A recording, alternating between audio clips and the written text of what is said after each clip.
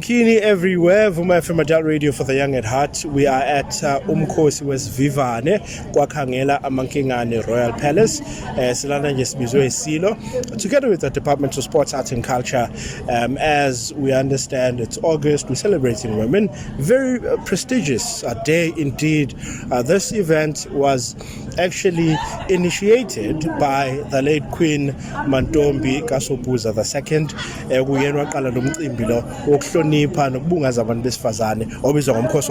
But today, in contrary to that, I'm with a gentleman here.